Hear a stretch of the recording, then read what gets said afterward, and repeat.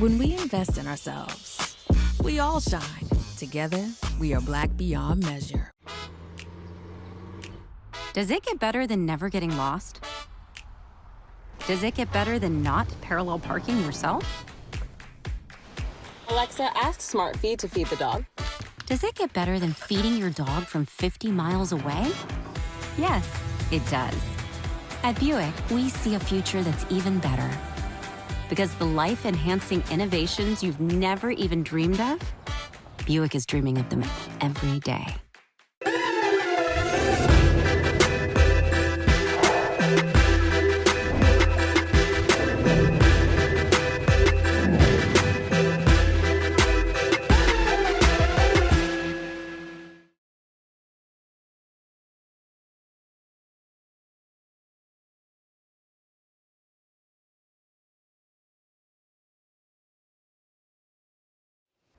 Michael Ealy, what up? What's up, baby? Man, I'm just chilling. Just chilling. here in Los Angeles, hanging out. So we've been having some great interviews, and I interviewed your girl, Damaris Lewis. But it started off quite interesting. Okay. So we sitting here, we waiting for her to get here. They had a little situation wherever she was staying, so she was a little late. So as always, I'm in here rocking, I'm dancing, I'm doing my thing. Right. And unbeknownst to us, she knocking at the door. She knocked about 10, 12 times. Okay. But she's like, yeah, he's probably on the other side of this door dancing. So this happened. This happened. So we rocking, we doing our thing. And then all of a sudden, when we open the door, this is how your girl responds.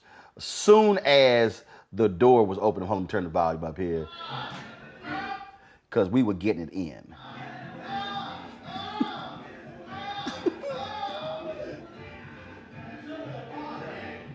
So her.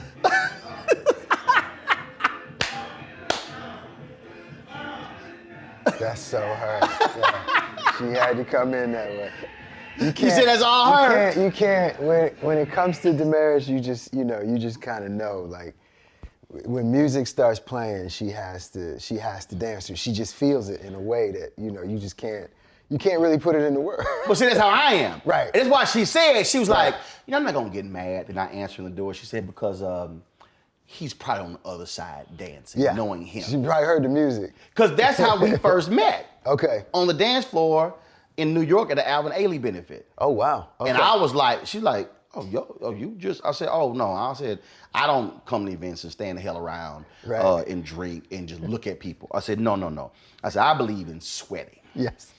I said, I believe in, I said, I'm talking about, I want to get to the crib at the end of the night and peel the clothes off, and they got to hang dry for 48 hours. Yeah. That level, that's my thing. I saw that at Essence one time. Oh yeah. I saw you at Essence one time, and I don't think the whole time I was there, I don't think you stopped. Oh no, I don't understand the concept. Mary's on stage, I'm dancing. No, only time I will stop. Now, when Mary's on stage, there is a point when I will stop. Okay. It's when that old Mary, when she was single, come out. Them depressing ass songs, and that's when I like. Y'all need some water. I'm gonna go, cause sister love Mary J. Blige, and I love Mary. Yeah. I really love Married Mary. Just Fine, like upbeat, all them. It's just like, no, it's the pain. I was like, Roland gonna get the drinks. I can't deal with that Mary. Okay. Which sisters love, but it's too much heartache. Did you see her documentary?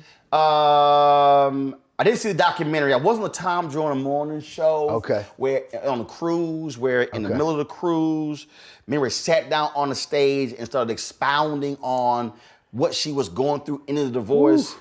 I'm just saying a lot of us brothers left to go to the casino because it was I mean, like it was a therapy session. Yeah. And one bro was like, hey, I ain't come here, you know, to have, you know, the therapy conversation. I came here to party. Yeah. And it was like I said, I love me some Mary J. Blige. Right. But there's a certain point, like at the beginning of the show, killing. Right. She get to that middle of that concert when that old Mary, the Mary the black women really, really love. Yeah. Roland go get the drinks. Yeah. You don't want to be guilty by association. No, it's just I I get pain. Yeah. I'm just not trying to feel it. Right. Got it. No, that makes sense. Makes sense. Because you know, I mean, you know how it is. It's some people. It's like you might have some friends. You know, they want to lay something on you. Kind of like, okay, so like this, but, bruh. Okay, yeah. It was like that. It was like that scene. The scene in Think Like a Man. The scene Think Like a Man when y'all all sitting around and everybody having drama and everything, and folks had broken up and Kevin Hart trying to get back with the wife and Gary Owen like, hey, I'm good, my relationship. Then it just disintegrated because it was like all this heavy stuff. Yeah, we ain't trying to do all that. We, you know, I mean, there's a time and place for it. I agree. This is a concert, okay? Got it. We got to party. Yeah. We got to get this. I get it. So speaking of that, okay. So who for you is an artist that would just, whether you at a concert or listen to music, that would just cause you just to forget where you are, who you with, and you just get it in. You just might just start just grooving right there. Don't even matter. You in the car, you at the stoplight, and you just. Oh. Wow. That's interesting. Okay, so I'd have to say just off the dome, I'm sure there's somebody who I'm gonna forget. Don't worry about it. Just so you know. But off the dome, New Edition. Oh, okay. Because it takes me back to that time of nostalgia when I was like a kid and I was working on the dance moves. Right. In the, in the basement. Right. You know what I mean? With my friends and stuff. And I recently have been teaching my kids about New Edition. See, thank you. You know what I mean? I'm teaching my kids. And here's an example of what I'm talking about. So the other day, my daughter says, Daddy, can you play our jam? She's 5. I said, what's our jam? Because I wasn't sure which one she was talking about. And she was like, I wanted to take you home. And I was like, by Lisa and Cult Jam? And she said, yes. Sustain. I said, I'm doing well. That's what I'm saying. I'm parent of the year. Dude, my children they understand real music. This is great. I keep telling people, if there is somebody who is a millennial or Gen Z, Yeah. and there are certain movies they have not seen, sorry ass Anthony with Glory. That's like, Me and that's Henry, like not knowing math. Me and Henry sitting here, we just talking. I say, Lord, Oh, Lord, 54. Lord, Lord. He like, what's that? Dog. Henry like, dude, here we go, the 54th. The He like- 54th. He goes, what's 54th? What? Mandatory. Mandatory. Dog, that's what I'm saying. Mandatory. That's an indictment on your parents. It is. That's mandatory. You don't know Lady Marmalade. You don't know I Love Music. You don't know if you don't know anything by Al Green, if your ass don't know any Betty Wright, I can't get mad at the kid. Yeah, I gotta get mad at mom and daddy. you do. I gotta get mad at some aunts and uncles, some grandparents. Yeah. Cause see, the problem is they get their asses in the car and they got their own music. Yeah. My nieces got it. I said, headphones off. Listen to my shit. Yeah. And so then they like, I want to listen to that. Cool. You gonna listen to it. Because it's gonna overpower your little earbuds. No, my kid, I'm shocked, man. My kids actually, they love, like, If It Isn't Love and Candy that's Girl and, But that's because they you love all played that. it. Well, no, I introduced But it that's to my them, yeah. point. My point is, Yeah. there are a lot of parents now who won't. They just listen to whatever their kids are. Right. Yeah. And I'm going, they ain't paying no bills. But here's the thing. They don't control the radio. I think you're right, and I think the other problem is too many parents nowadays want to be their kids' friends instead of being their parents, right? So that's cool. Have but you had that conversation with your kids? I ain't your friend. Yeah, like I've had that conversation. I wasn't raised that way. Both my parents were in the military, so I didn't have friends. I had parents. Boom. So I had parents, and so I kind of, and I understand you can't always parent the exact same way as you were parented and so forth and so on. I get all of that. I mean, you can. But I get all that. But what I'm saying, times have changed. I get it.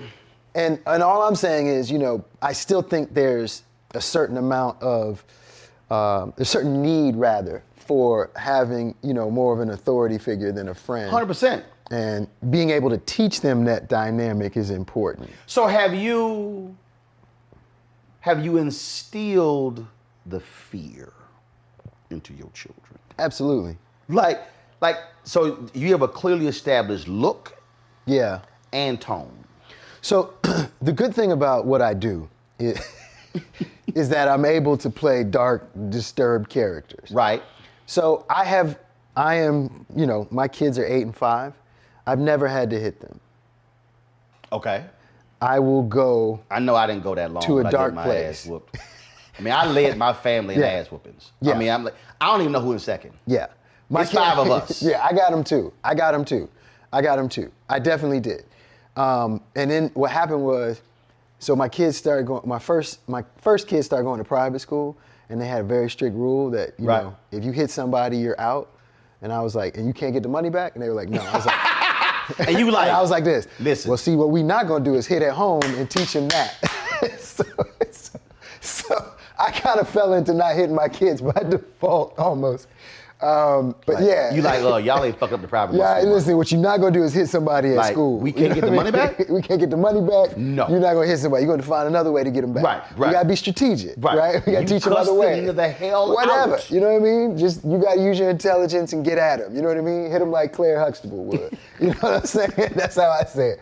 But at the end of the day, it was very important to me to make sure that they understood that. And, I had to also be very careful because my wife grew up in kind of a traumatic situation. Right. So I didn't, I couldn't. You had to navigate. Yeah, you had to be kind of careful about that because what she had experienced was straight abuse.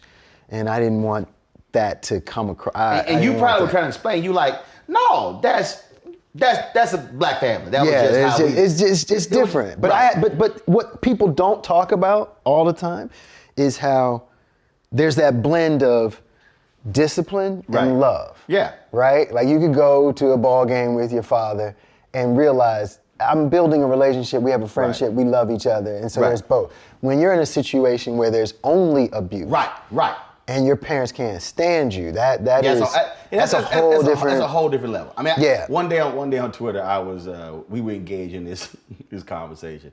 Me and Teray were battling, and he was like, "Oh, it is barbaric. You're talking about beating children, spanking children." And so I said, "All right." I said, "So who's on hashtag Team Teray and who's on hashtag Team Whip That Ass?" Mike, I'm not lying. For 48 hours, Black people were telling some of the craziest hashtag Team Whip That Ass stories. That were unbelievably hilarious. But I was like, damn. Yeah. There was like, it like, so Henry over there switching. Henry got a story. His dad said, "I need to cut that grass." Right. When Henry decided to oversleep. Right. So Henry wakes up to the sound of a lawnmower.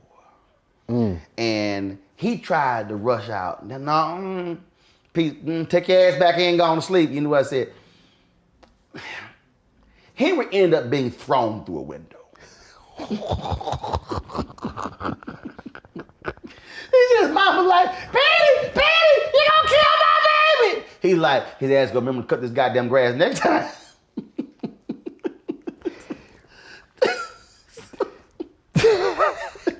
Yeah. I mean, okay, again, as I said, different generation, different times. We can evolve past that. I think he said through that's extreme. He threw him through a window. That's extreme. That's like Axel Foley. That's like, what is that? Trespassing. You know what I'm saying? He said threw him through. He threw him through a fucking window. Like that's how you treat somebody who's trespassing. You know what I'm saying? But here's the other side of that. Did Henry ever forget to cut that grass? No. Does Henry think his father loved him? Wait a minute. Does Henry think his father loved him? Yeah. Right. Yeah. We got it here. He damn near cut the grass here. I'm just gonna go ahead and cut this grass. Right. My dad ain't even here anymore. But I hear him say, "Get your ass gonna cut that grass in the lawn." Yeah. You create good habits sometimes. Yeah. But see, here's my whole deal with it. So no, my daddy never threw me through a window. That never happened. Yeah. But see, I never let it happen to that. Like I never. Right. My dad instilled so much fear in me. That's what I'm saying. That it would never get to that. But that's the thing I try to tell people when it comes to fear. One day my dad said, he said, "Your ass don't." The school called. Okay. 10th grade, world history. I forgot his name. It started with a C or something like that. Teacher called. My dad pissed. Yeah. Because it interrupted his show. Yeah. And I remember he was sitting down at the room table. He was like, and I came home with my mom. He was like, "Why this goddamn teacher called me?" Because you can't keep your goddamn mouth shut in the classroom. Mm-hmm. He said, "You don't keep your damn mouth shut, I'm going to stomp a mud hole in your ass." Now I stood there, Mike, and I went, "What is a mud hole?" You were more concerned. But I was trying to figure out what a mud hole was to understand why the mud hole need to be stomped. So I was trying to understand the gravity of the mud hole. And I was like, what's a mud hole? It's like, I don't want experience. Right. Doesn't sound like something I really want. Right, it was like, I will stomp a mud hole in your ass. Right. See, that was fear. Mm-hmm. People ask me all the time, he said, "Oh man, you skip school?" Hell no. Mm-hmm. Man, you ain't play hooky? Hell no. Mm-hmm. I said, I had a choice.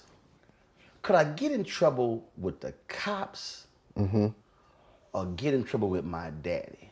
Mm-hmm. Damn the cops. Right. That ain't happening. I ain't even, it wasn't no staying out late, acting a fool, coming home drunk. No. I was not trying to get my ass beat. I had already enough practice. You didn't want to learn the hard way. No. Right. I ain't even. But so in 10th grade, you were talking too much in class. Right, but here's the thing. I got P's and U's all the time. So like all the time. I would finish my work. It's time to communicate. And the teachers would call. Wait. Is that how you like rationalize it? Like, I want to communicate. Well, communicate. Yeah. It was like, yo, ass slow, hurry up. Right. I'm done. Why y'all taking so damn long? Right. Like, what's the problem? Right. Man, I'm sitting here and I was like, what? P's and U's. P's and U's. P's and U's. Man, I got more ass whoopings.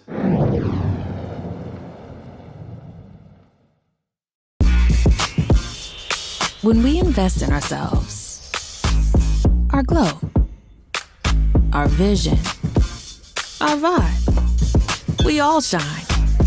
Together, we are Black beyond measure.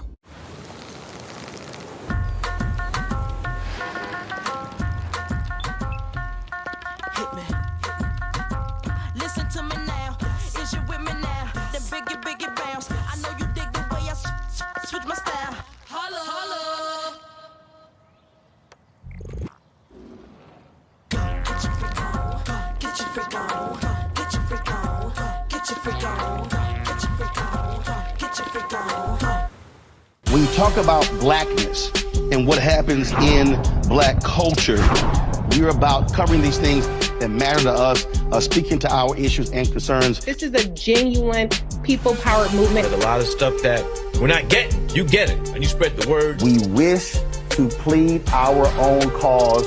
Too long have others spoken for us. We cannot tell our own story if we can't pay for it. This is about covering us. Invest in black-owned media. Your dollars matter. We don't have to keep asking them to cover our stuff. So please support us in what we do, folks. We want to hit 2,000 people, $50 this month, raise $100,000. We're behind 100,000, so we want to hit that. Y'all money makes this possible. Check some money orders. Go to P.O. Box 57196, Washington, D.C. 20037-0196. The Cash App is $RM Unfiltered. PayPal is R Martin Unfiltered. Venmo is RM Unfiltered. Zelle is Roland at RolandSMartin.com. Pull up a chair. Take your seat. The Black Tape with me, Dr. Greg Carr, here on the Black Star Network. Every week, we'll take a deeper dive into the world we're living in. Join the conversation only on the Black Star Network.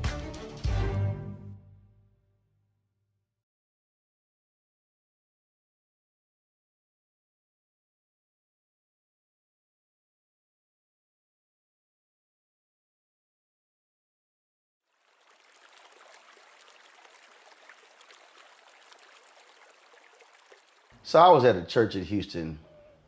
They asked me to speak, do two services. I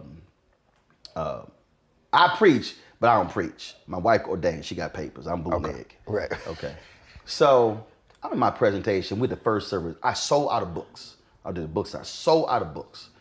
I kept a stash of books in my brother's house. Okay. In Houston. I said, Dad, you can go to the house. I said, we sold out of books. I said, that's money in boxes. Go to Reggie's house, get them boxes. So he came back. So he comes in, he grabbed me like 3 cases of books. He was coming in, I was like, yeah, my parents here. I said, so I told the story. I said, look, growing up, I talked a lot. I said, I got more ass whoopings. I did say ass whoopings in church, because ass is also biblical. It's true. And I said, but now I get paid to talk for a living. I said, my parents are living in my house in Dallas, it's paid for. Mm-hmm. I said, I paid off their car. I said, so talking did all of that. I said, so I personally think I'm owed an apology. Because that was practice. I was practicing my craft at a very early age. Mm-hmm. I said, so I really believe they owe me an apology. So in other words, like if your dad had stomped a mud hole in your ass, perhaps you wouldn't be where you are. And he would not be living in my paid off house. Exactly. The car would not have been paid off. Revenge would have been I would not have had the OJs perform at their 50th wedding anniversary. Okay. Would not have sent them on an all expense paid trip to Hawaii. None of those things would have transpired. Right. Had he stuffed a mud hole in my ass. Because that could have broken my spirit. Right. That could have prevented me. Now see, here's the thing though. That same logic is being used to not beat people's kids these days. Like certain people use that same logic No, remember, to not beat people these I days. was beaten. Right. So when he mentioned that, I had flashbacks to the previous beating. Got it. So we had already established the marker of ass whoopings. Right. They've been established. Right. So it wasn't like we just started. It was like my brother. Him and his wife, they started that. Right. They had a daughter. I think Elizabeth was like 4. Okay. And when I ran a website, I would go to Houston, hang out at their crib for 2 weeks. I'm like, I run a website from anywhere. And so my brother said, hey, just want you to know, we don't spank Elizabeth. And I was like, I don't know what house she grew up in, but I know what house you grew up in. Yeah. I was like, okay, all right, these y'all rules, y'all new parents. Okay. All right, I was like 5. Yeah. So we sit in the living room, and she's sitting probably like, I'm sitting on the couch right here. She probably on the edge of the seat where you are watching TV. TV loud. Right. He in the kitchen cooking. He say, Elizabeth, turn TV down. She don't move. Elizabeth, turn TV down. She don't move. And I'm reading a book, and I was like, he just asked her ass twice, 4 times.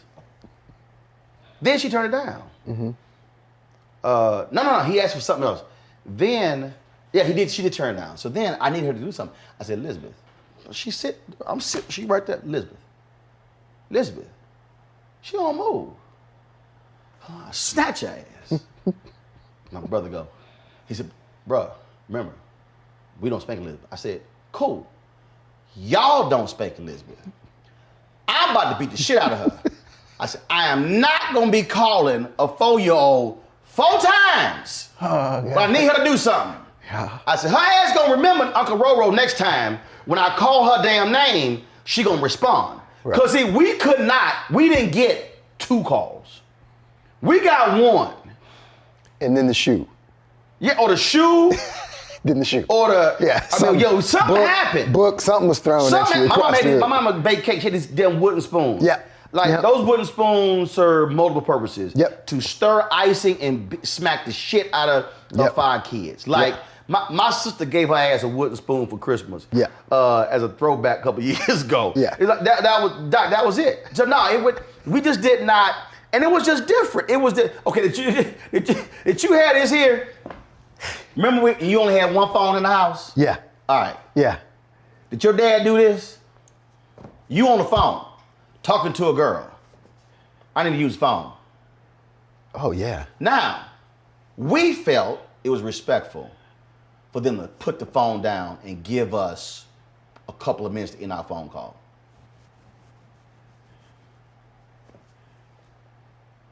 Did you hear what I said? I need to use the phone. Like, I need you to end your call right now. He didn't hang up. He's like, I'm sorry, which part of this? Why you still talking? Right. Why you still talking? Right. The only answer, babe, I'm gonna call you back. Right. Hang up the phone. He was like, yeah. I think my dad. There were no boundaries. My dad was more encouraging in that way. He would be like, who you on the phone with? Dad, this is Tiffany. All right, let me know when you are. Like he would encourage that. You know what I mean? No. If it was one of my boys, he'd be like, no, you got to hang up. You got to hang up. Hang up now. Hang up now. He was like, yeah.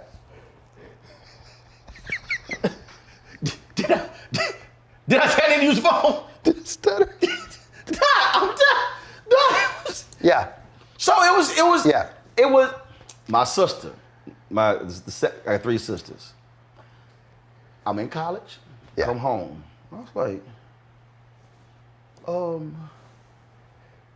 what door?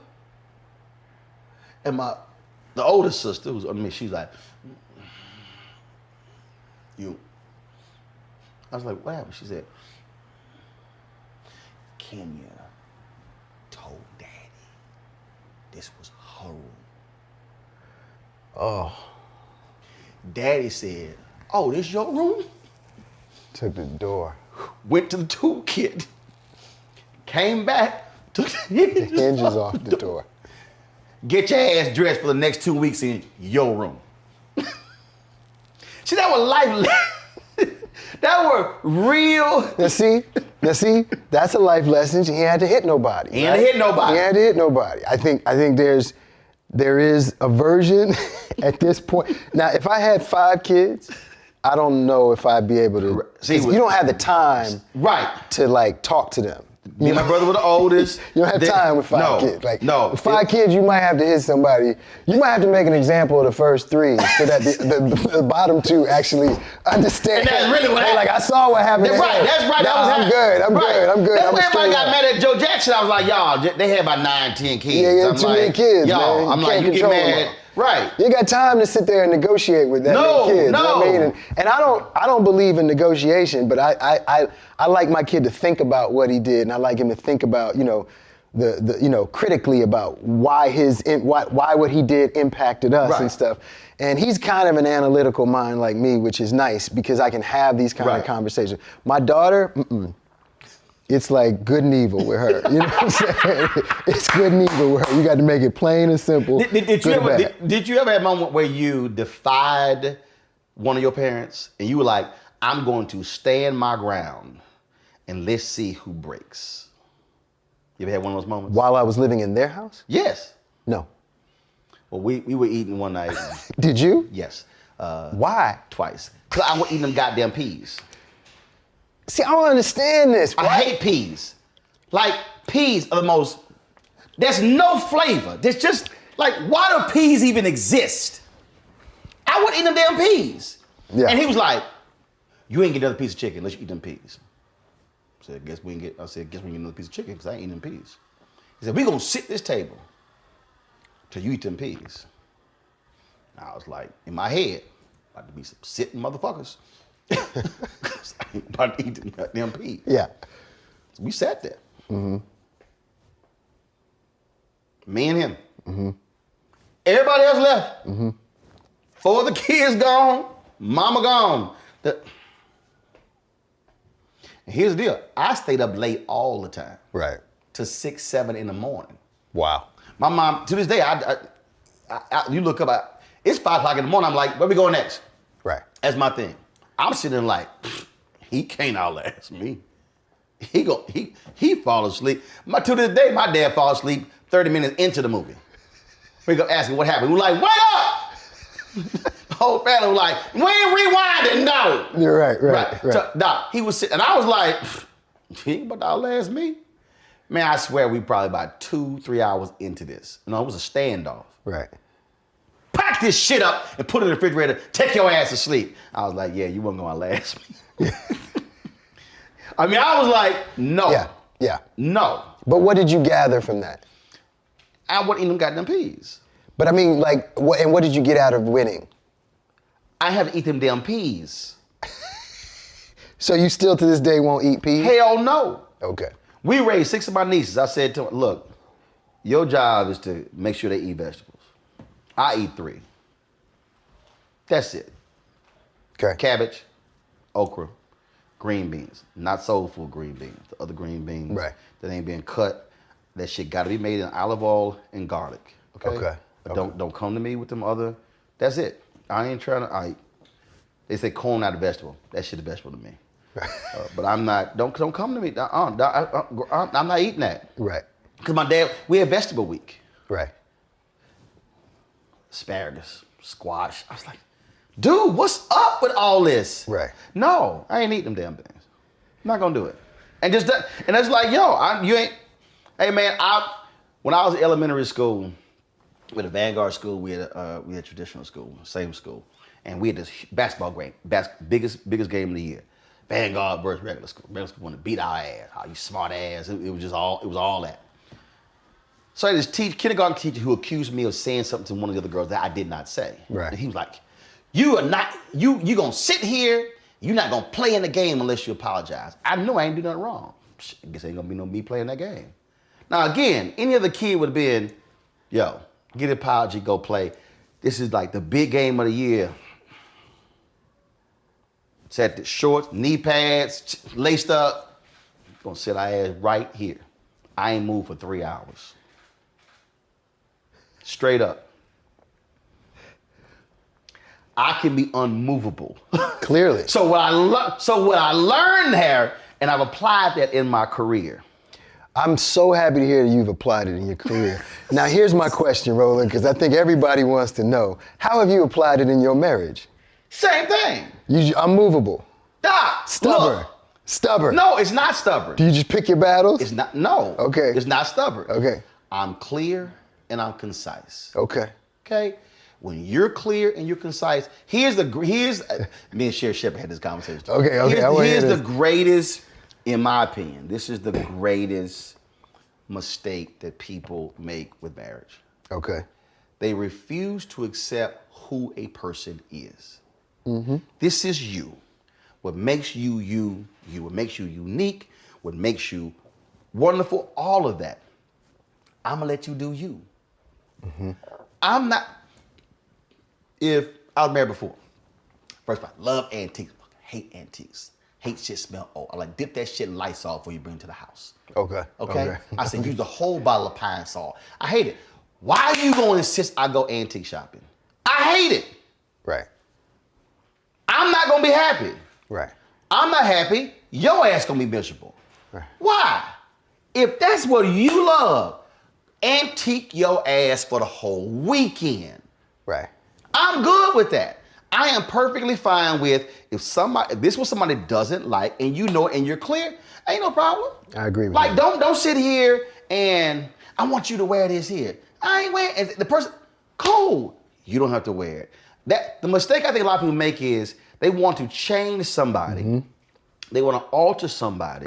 They don't want to accept who they are. And then say, because my whole deal is, I want you to be happy, I'm happy. It's like when we go on vacation. You on vacation, I'm on vacation. Do whatever you want to do. Your ass want to go hiking? Hike the hell on. You want to go horseback riding? Horseback the hell on. I'm playing golf.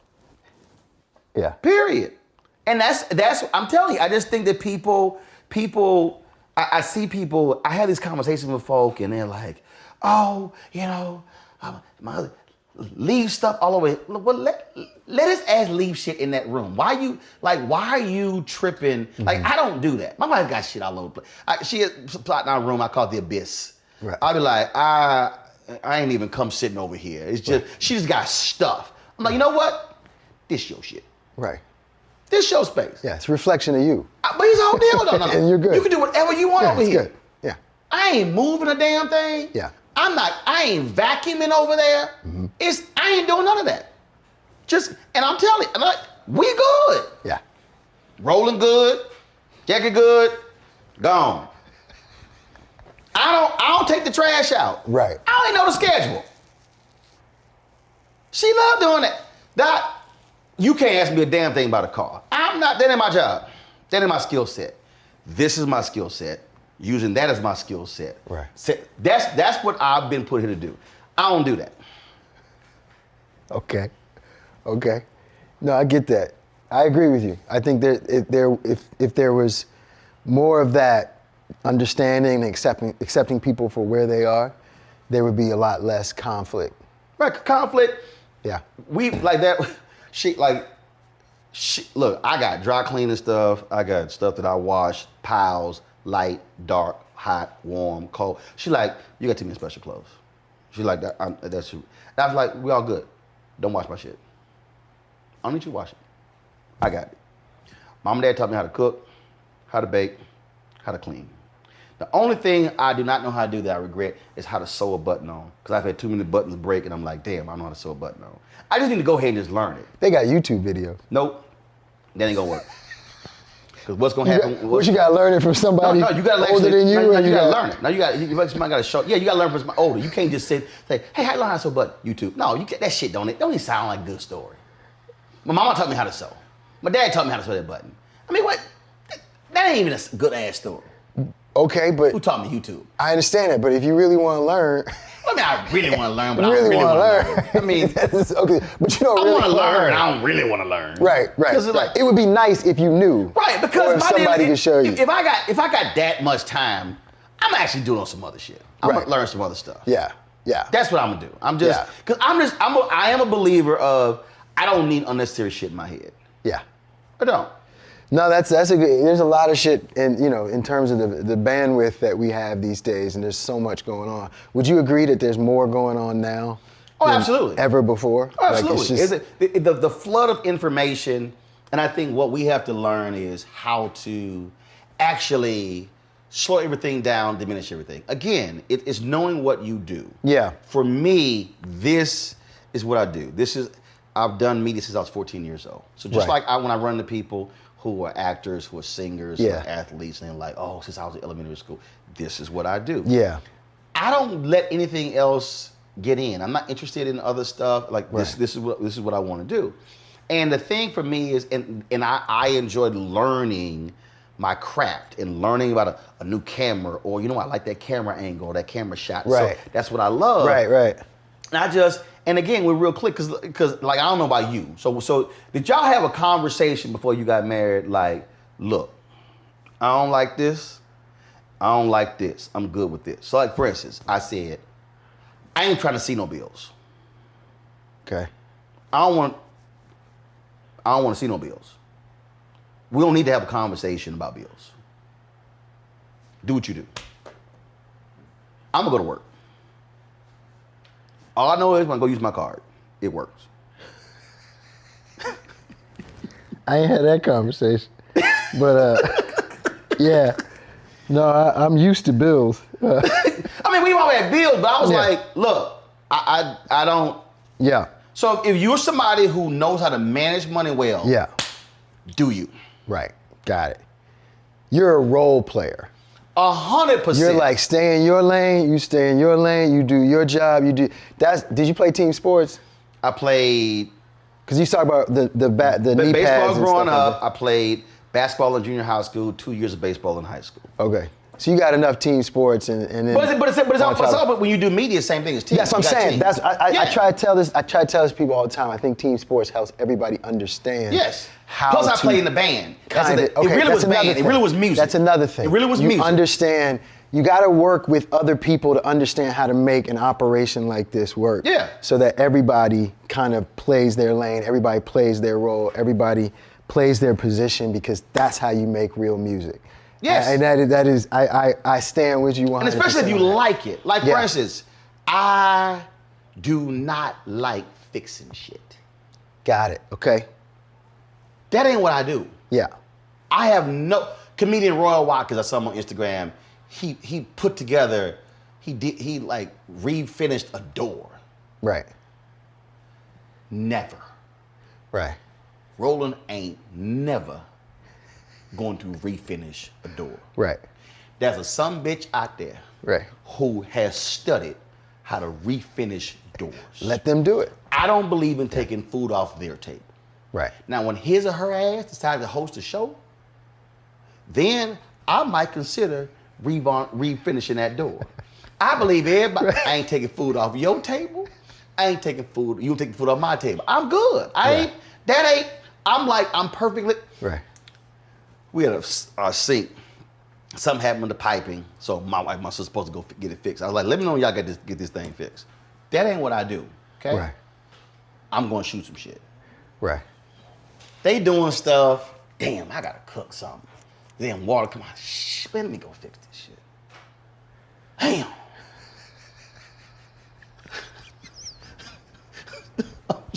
You really don't want to do it. I was not happy. Man, I knew. I was like, okay, hit the pipe, got it, fastener. Go to Home Depot. You know what I'm saying? It's not your thing. You don't understand. I don't think you. Michael, Jesus was a carpenter, Roland. That was Jesus. Where is your Jesus. manhood, Roland? That was Jesus. I ain't fixing shit. I'm not. No. Right. So I go, all right, damn, I gotta fix this. Right. Cause I'm cook. I can't cook because the damn water's going down, hitting the thing. I don't know where they went. I'm like, when y'all back? Right. Fix this damn piping. Right. Man, I go to Home Depot, walk in. I was like, all right, yo man, this piece that's broke, give me another one. I How many two fashions? Guys like, I said, I need this cut. He's like, well, you gonna need a hacksaw. I said, man, what's a hacksaw? You don't know what a hacksaw is? I said, motherfucker, no. I said, if you want to know how to build a newspaper, call my ass. Right. You want to know how to design one? This ain't the shit I do. Just show me what a goddamn hacksaw is so I can get out this damn store.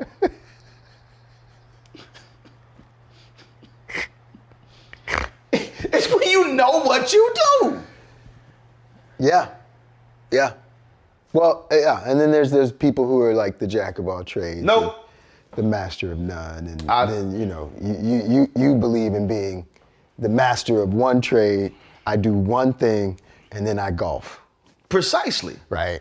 Okay. That's it. We ain't we don't need to sit here and have a discussion. No. That's why you grew up with Yellow Pages, right? Yeah. That's why that shit exists. Call somebody.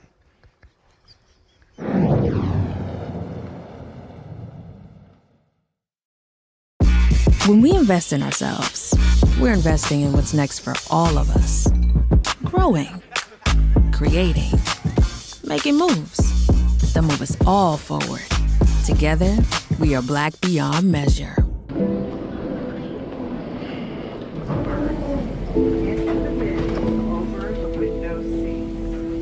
These are the only bins that will accommodate larger rollerboards.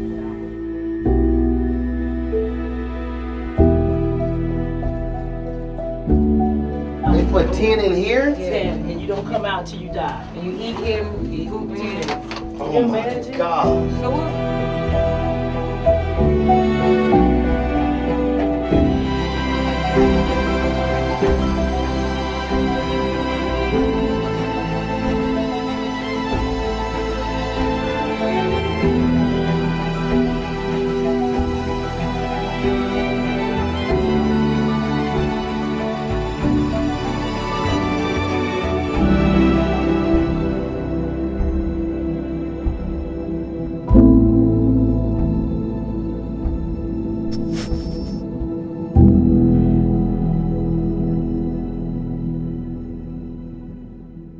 Hatred on the streets, a horrific scene, a white nationalist rally that descended into deadly violence. White people are losing their damn minds. As an angry pro-Trump mob storms the U.S. Capitol, we've seen We're about to see the rise of what I call white minority resistance. We have seen white folks in this country who simply cannot tolerate black folks voting. I think what we're seeing is the inevitable result of violent denial. This is part of American history. Every time that people of color have made progress, whether real or symbolic, there has been what Carol Anderson at Emory University calls white rage as a backlash. This is the rise of the Proud Boys and the Boogaloo Boys. America, there's going to be more of this. Here's all the Proud Boys, guys. This country is getting increasingly racist in its behaviors and its attitudes because of the fear of white people. The fear that they're taking our jobs, they're taking our resources, they're taking our women. This is white fear.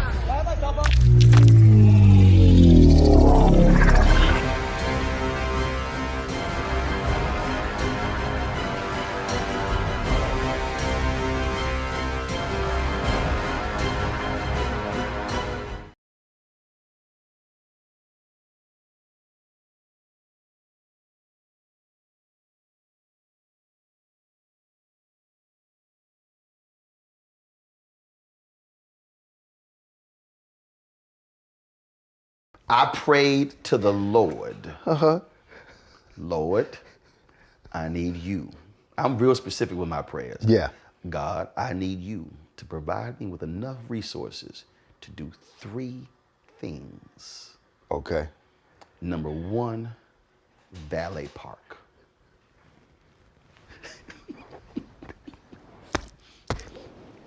Dude, I'm from Houston.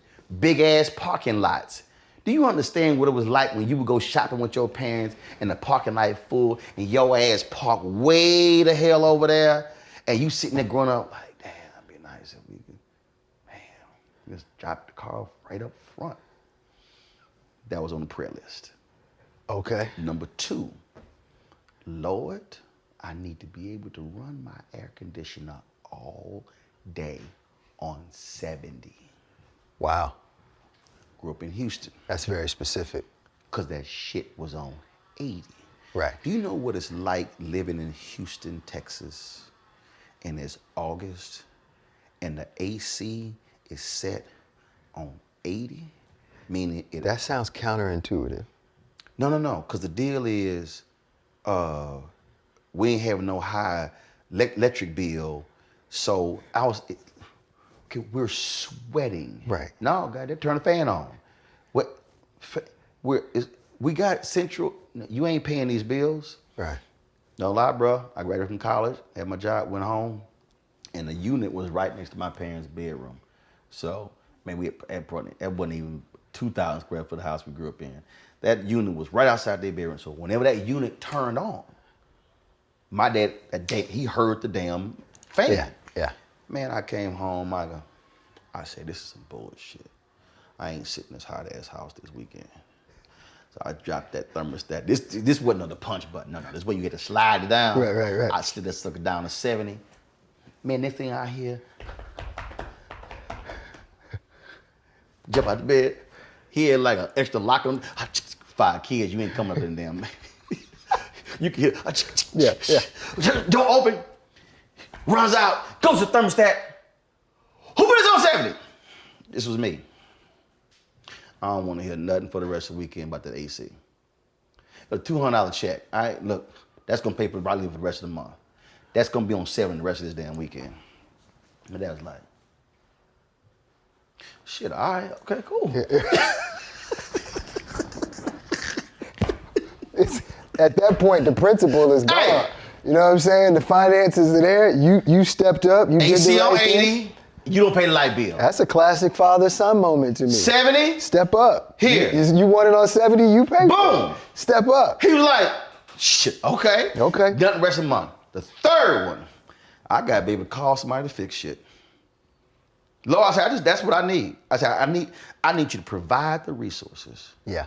To do these 3 things. Yeah. For me. Valet park, run my AC all day, and call somebody to fix stuff. Valet park. You can't valet park everywhere. Most places now you can. Okay. Well, yeah. Okay, you walk out the joint. Yeah. It's raining. It's cold. It's hot. Yeah. You tired. I don't drink. You ain't trying. I got to now go look for the car. No. I want to be able to walk out. Voila. Car. Got it. Goals. Yeah. You sanitize your seat and your steering wheel after somebody valets your car? Well, they don't valet shit now, so everything, since COVID. Oh, valet's back? Oh, not Virginia. Oh. No, they park your shit over there. Oh, really? Yeah. So COVID put an end to your prayers. But, no, right. No, the prayers. COVID put an end to your prayers. No, the prayers work because of my status. I'm gonna park right there. Oh, Mr. Martin, yeah, go ahead and just leave your car right there. Go ahead. Right. You keep the keys right there. Yeah. Okay, so you still get away with it. Oh yeah, no, like I roll to places like, Roland, man, I love your show. Yeah, go ahead and just park right there. Go ahead. Right. Yeah. Right. No, there are privileges with that. So there are yeah, there are privileges. It's always you go somewhere, and especially when you got, my wheelhouse is a middle-aged black woman. Psh, we good. Right. We good. Right. They do me probably like how they do you. Ooh, I love your eyes. Ooh, I love you so smart in the new doc. We in. If I roll up and I'm like, shit, we good. No problem. Don't matter what it is. Give me a middle-aged black woman who's a security guard. Yeah. Doc, I was at the NBA All-Star game here, went to the party. Brother's like, you're the band? Sister's like, Mr. Mark, come on, man. Don't mind his ass. So I go, we go to the elevator. I hear, see, I told you, little young son of a bitch, you need to watch the goddamn news. Do you know who that is? Right. That's Mr. Roland Martin. That's the man who speaks for Black America. What the hell is wrong with your ass? See, you walk around here watching that bullshit YouTube videos all damn day. You should be watching some goddamn TV. Mr. Martin, I'm sorry, you and your wife, y'all go here and enjoy the party. He said, the young ass don't know shit. Y'all don't watch shit, don't read shit. That's Roland damn Martin. What's wrong with you? Dude, I am cracking up laughing at the elevator. Yeah, there are perks. There are perks. There are definitely perks. TSA agents, yeah. Shh. It works well. It works well. And see, when you got pulled. Yeah. Like, that's real currency. Oh. Some people don't understand that's real currency. Like, you know, you could be like Jeff Bezos and they don't recognize you. You know, and then again, you don't go to the airport if you just. Yeah, because.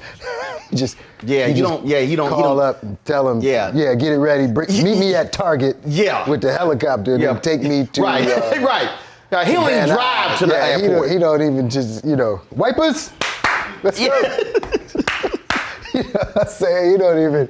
It is currency. Yeah. It is real currency though. Like if you still do the, kind of the commercial way of life. Absolutely. You know what I mean? You go to airports, and train stations and stuff. I still get mad love from everybody who works. That's what I'm about to say. I love that. Explain to the people, man, what that black love is. And I know that's a good question. A lot of people give us love. Hold up. I got white fans, I got Latino Asian fans.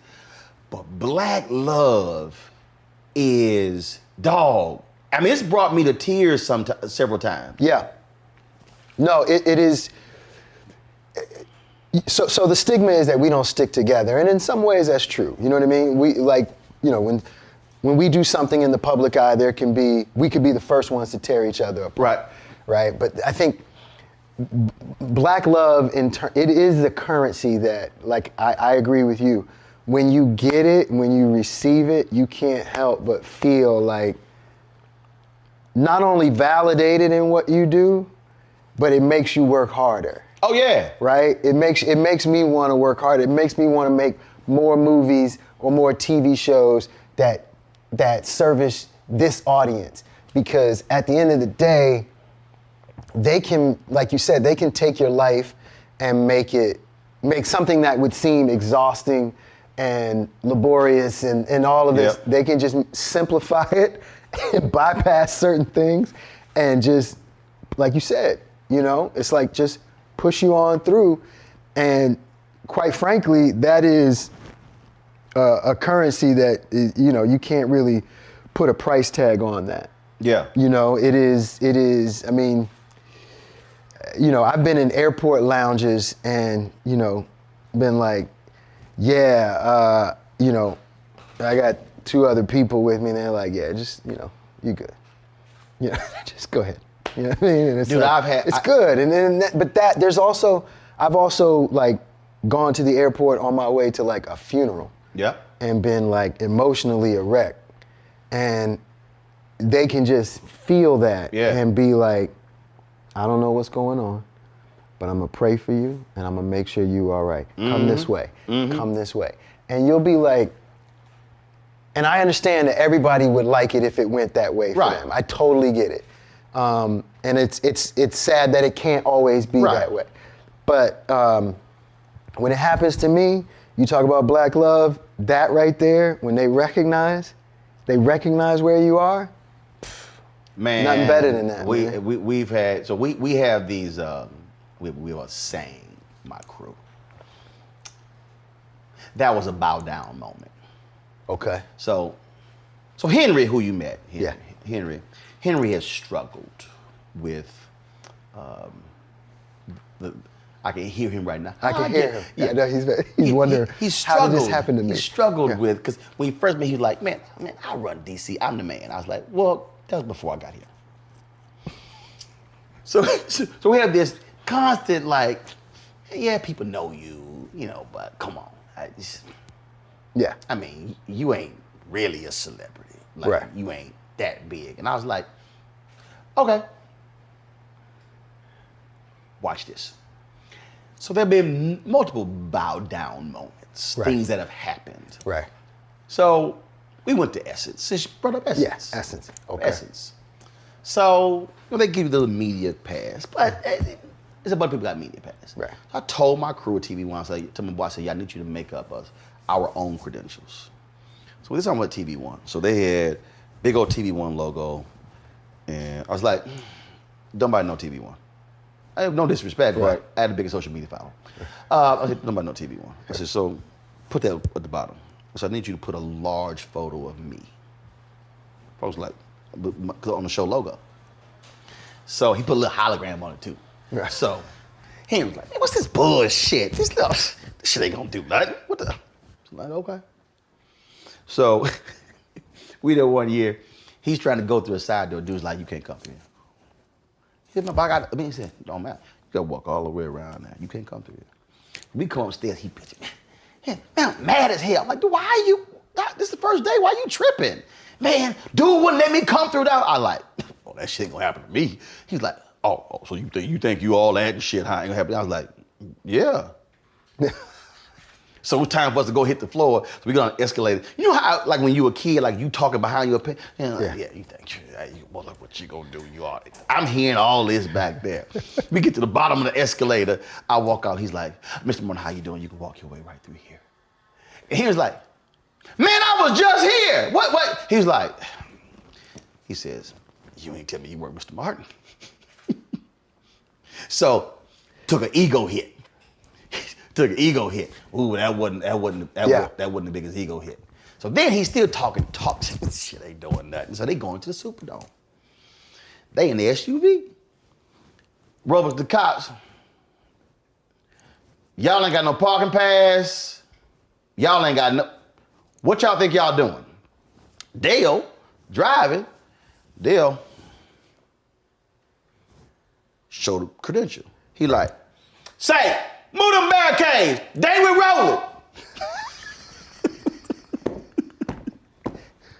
That's currency, man. They went through 3 barricades. Yeah. He was like, the hell, what? I was like, I told you. Yeah. Stop playing with me. Yeah. But the one that finally did it, they woke up late. They about to miss the flight. They get to the airport. It's 20 minutes for the flight leave, meaning the door gonna close. Yeah. 10 minutes. Yeah. Dale, like, I gotta make this flight. Dale roll up, he's like, my boss is on the plane. I have to get this to him and I have to be on this flight. Now mind you, this Essence, Monday morning, line right all in the airport. Right. Why Dale make that flight? Every TSA person let him through, and he texted them like, made the flight. They're like, how did he make the flight? He's like, sure, they rolling Martin pass. It's like an easy pass on the freeway. I know. You know what I'm saying? It's like it is a real currency, and I'm grateful for it. And it's love. It's love because it's like we all looking out for each other. Like you know, like what you do, you looking out for us, and we gotta look out for you. Like it's a mutual thing. Right. And I think that is, you know, kind of one of the benefits of what we do and how we look out for each other. And how we touch people. And that's the thing, man, that I explain to people. You have to, it's how you impact people. I've had people come up to me, man, who dude, I wasn't following politics until I started watching you. Man, like I'm talking about, I had people emotional who just embrace you and they're crying. Yeah. And that's the thing, which is why I tell people, don't play with this. Mm-hmm. And don't take this for granted. Never. And that's the thing right there. No, it means the world to me. It really does. And even my family has seen the benefits of it, you know what I mean? And it's like, my brother was in Canada. Really? Dude was like, Roland Martin. People think we twins. Right. He was like, no, man. He said, no, man, I see you on TV. I'm gonna give you a free limo ride. Yeah. Come on. My brother was like, I was like, go with that shit. Cause like people really think we twins. He was like, he go around the country like, no, I'm not my brother. They were like, yeah, Roland, stop tripping, that's you. For real? Seriously, wow. Man. Wow. One woman argued us down and said we were not twins. She said we were twins. I'm like, okay, he was born November 13th, 1967. I was born November 14th, 1968. I think we know if we're not twins. She's like, nah, y'all twins. But a year apart, like that. 1 year, 1 day. That's twins. Yeah, well, you know. Just technically twins. So he's gone long with it a couple times. Right, it's technically twins though. I get it. I mean, you know what I mean? If I saw it, my and we look alike. Really? Yeah, people looking like. But it was so to the point that his wife got mad because folk thought their son was mine. Oh wow. Okay. And it of course it didn't help the situation that the son was born November 12th. Wow. Right. We are Valentine's Day babies. All our parents were fucking on Valentine's Day. My whole family was August birthdays, so we were all like Thanksgiving babies. Oh yeah, they were all screwing right there. Yeah, Thanksgiving, like right after Thanksgiving, everybody conceived a child. Because we got a ton of August birthdays in my family. Y'all like, So it's like, we did turkey and dressing. It's something about Thanksgiving that led to a bunch of baby making. Wow. We had like 10, 12 birthdays. In the month of August. My nephew Chris 12th, I'm 13th, brother 13th, 14th. My grandmother was the 16th. Yeah.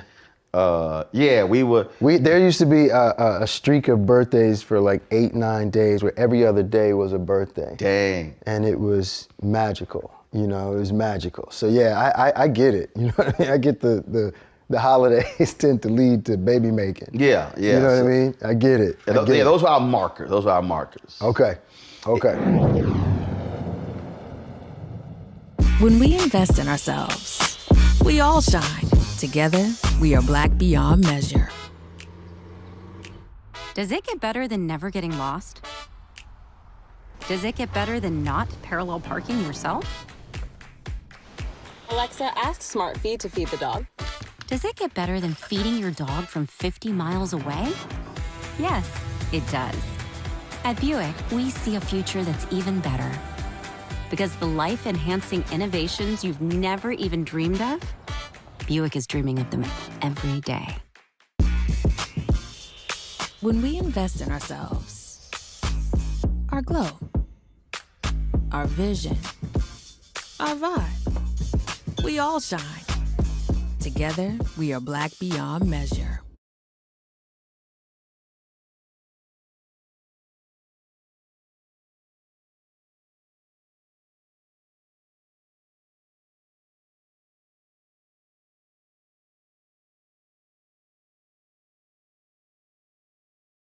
Is there something that you want to do in your career that you haven't done? What would you really like to do? There's a lot. There's a lot. Like people always ask me if I want to direct, and I'm like, yeah, but there's so many things I want to do as an actor first. And I'm stupid like that. Like I'd prefer to just knock this all out and then do that. But everybody's like, you gotta multitask, you gotta do this. And I'm like, it's just not what I do. disagree. You know what I mean? Like, yeah. When you in the pocket, no, you stay in the pocket. I mean, but you understand what I'm saying? Yes. Like you, I don't want to mix it up. Like I don't want to direct myself in something either. Right. Like I'd rather pick one and do that. And it's also focus. It's what are you channeling your energies into? Right.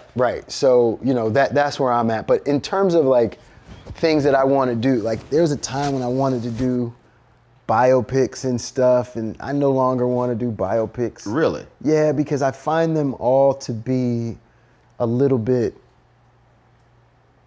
cliche or the same. You know what I mean? It feels like the same story kind of over and over and over. Well, but it's Hollywood. It's a formula. Right. Like and so if you do one, it's like maybe you do one where you help write it and you redefine it. Yeah, I mean, if you could to redefine the biopic would be epic because it hasn't been done in my opinion. But I feel like growing up, painful, overcoming adversity, whether it was familial or systemic or drugs or whatever. I want to see a biopic where all my shit good, everything was good, but everybody finds that boring. Right? Everybody finds that boring because they're like, well, where's the tragedy? Yes, what did you overcome? Yes, right. And so where's the pain? So that's what I'm saying. So the genre itself has been defined by the struggle. And I struggle with the black aesthetic and the black aesthetic being rooted in pain. Yeah. I struggle with that. Right. Because I feel like, while I think there's room for that, for sure, there's room for that, I can't watch another slavery movie. you know, and I can't find the beauty in a slavery movie anymore because there's nothing more.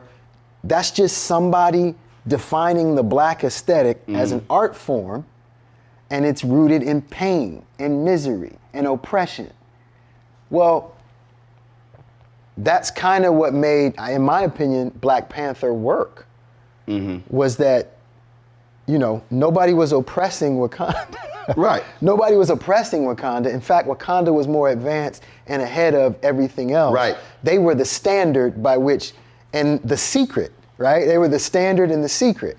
And that was kind of beautiful to see because too often the black aesthetic, as I said, whether it's art, music, you were talking about Mary, it's rooted in pain. Right. It's rooted in pain. Like, we got artists with great songs. You look at, I'm sure if you did somebody asked me about playing Smokey Robinson one time, and I remember thinking to myself, what'd he go through? Because you gotta go through, you gotta overcome something. And you know what I mean? Smokey went through the drug addiction. Right. But so did 90% of musicians, artists, and people that died early. Like, it's like, I mean, it's kind of like once you've seen one or two of them, I feel like you kind of get it. And while everybody's struggle is different, if it's all about drugs or if it's all about, you know, like your father beating you or abuse and stuff like that, I feel like we've all done that. It's like, it's sort of like when, I remember when the Cosby Show came out. That's not us. Actually, it is. When I talked to Matty Rich, the Inkwell, that ain't us. No, actually it is. It is. And so part of the problem actually, I believe, for African Americans, what has not happened is too many of us have not been truly exposed to really who we are. Yes, there have been black folks on Wall Street. There have been black people who set up oil deals in other countries. There have been African Americans who have done a multitude of things. But the problem is when you're walking around and you've only seen or heard one or two things. The nation's first black newspaper was Freedom's Journal, and they wrote on March 16, 1827, "We wish to plead our own cause. Too long have others spoken for us." Yeah. And that's the mantra of the black press. Right. And that's crucial because... Send me that, by the way. I need to keep that, because that's everything. And those of us who worked in black newspapers, like, we literally have, like, that has been stamped into, I mean, like, you memorize that. Yeah. That's what it is for me in the shows that I've done when I've been places, and I'm like, no. We're going to tell the story. Yeah. Through our prism. Yeah. From our perspective. That's why, you know, again, when I was talking to somebody, they were asking me, they said, "What are we going to talk about?" I was like, "It's just going to happen." Right. Because to me, I said, it's a conversation. It's just a dialogue. It's just, and then whatever comes out of it, that's what comes out of it. Yeah. I don't have an executive sending me notes. Right. Well, we need to focus on this. It's like, I said when I had someone who was like, "Yeah, but I'm not pitching anything." I don't need you to pitch anything. Why do we always have to do that, though? Like, this is why I said yes unequivocally, because in my opinion, everybody wants you to come and talk and hopefully get something that goes viral, but at the same time, you know, the incentive is you get to pitch what you want to sell to the people. And oftentimes, like, I think as an artist, you don't always feel like selling. You Right. know what I mean? You don't always feel see, like my deal is selling, when know? you have something come out like, "Yo, Mike, let me know, I'm gonna push it out." Great. That's great. And it's as simple as that. Again, that's black love. But I also think, going back to what you were saying about where we are, we're not allowed the spectrum that other folks are allowed to have. And that's, you talk about the Inkwell, Spectrum, the Cosby the Show. range, right.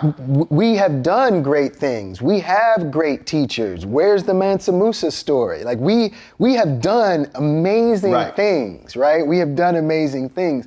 But all we're told through the spectrum of Hollywood media, technically, is this black aesthetic that we have not necessarily put forth of let's see the pain and the suffering because Right. that makes for good drama. Right. Right? And that's because that's they where I are disagree. deciding what gets made. And that's slowly changing because of what we were talking about before the interview, which is, people are starting to open up to telling the stories that haven't been told and the experiences of black people that haven't been seen.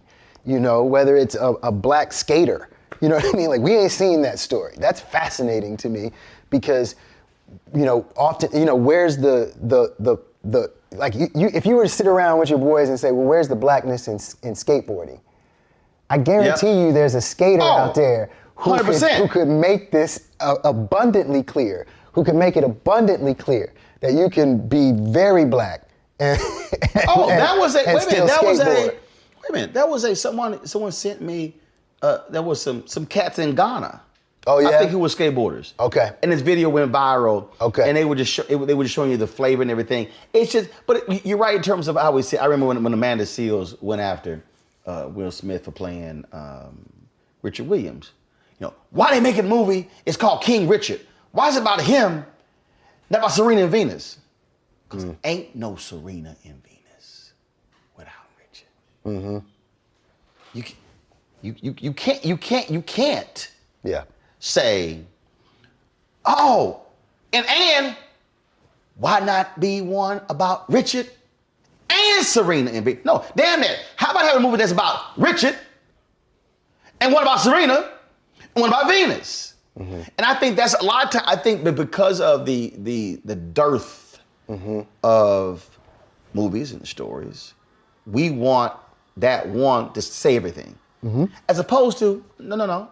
It's just gonna say this here. And what's interesting about what you just said is this: oftentimes when we see that one that's supposed to kind of do it for us, we always walk away feeling like they didn't tell the whole story. Right. Because one can't tell everything. Exactly. A 2-hour movie cannot tell you the whole story of anyone's life. So let's not get one. Let's have 5. Yeah. Let's have 10. And that's why a lot of times I tell people we've got to pull back on.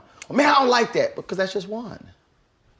So the problem that we've had is we've never. That's why when again for Cosby Show, people acted. It was like they ain't the black experience. Why? Because you've only been shown that this is one perspective of being black. Yes, and then all of a sudden you say these stories. No, there are black couples who are doctors and lawyers, and who raise kids and actually grew up with a lot of people in the DMV. Right. A lot of doctors came out of Howard and Meharry and all these other schools, and they relocated. PG County, is filled with HBCUs and got black art on the wall. Got black art on the wall, and they respect jazz, and they were very much.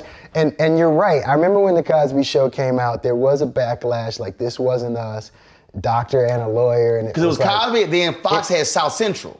But yeah, and then there was that's us. No, right. That might be you. Right. That's not all of us. But the interesting thing is that people were cool with the Jeffersons, right? People were cool with the Jeffersons, but somehow the Cosby Show was unreal. You had a black man own his own business. Living in a high rise. His own business, living in a high rise. In New York City. Exactly, in New York City, on the east side. Come on, man.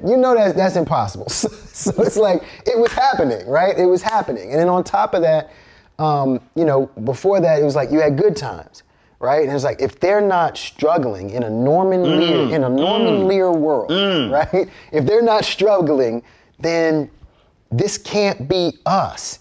And while there are people that can relate to good times and the single parent household and all of that and the struggle and being in the hood, that's all great, but that doesn't speak for the whole diaspora. And this is why I think we have an opportunity, like I said, to show a spectrum of the black experience as opposed to this kind of tunnel vision version that is rooted in pain and abuse and tragedy and all of that, and the good feelings of winning a small victory, you know what I mean? And it's like, everybody didn't grow up like, what's his name? Raisin in the Sun. Walter Lee. Right. You know what I mean? Like the Lees in that one. It's like this is the black experience. And it's like, it's a part of it. Right. It's a part of it. That's yours. And that's a part of it. It's like you've seen this before. They have these conversations and it comes up and they start talking about single mothers raising kids. Mm-hmm. And I've seen this happen so many times. Mm-hmm. And folks like, no, hold up, now wait a minute. You know, my mama raised me, and my mama was it. They go on and on and on. And I go, you ever ask your mama if she actually wanted that experience? I'm like, y'all, no, it happened. I said, you can't tell me there's somebody who said, I voluntarily wanted to raise a child by myself and struggle and go through pain. No, things happened. I didn't want any help. Right. Yeah, I said, I'm sorry. Yeah. And then the problem is when you come along and you say, I grew up with my mama and dad. My mom and dad is still married. It's like you're an alien. And I'm like, no. Here's what's not going to happen.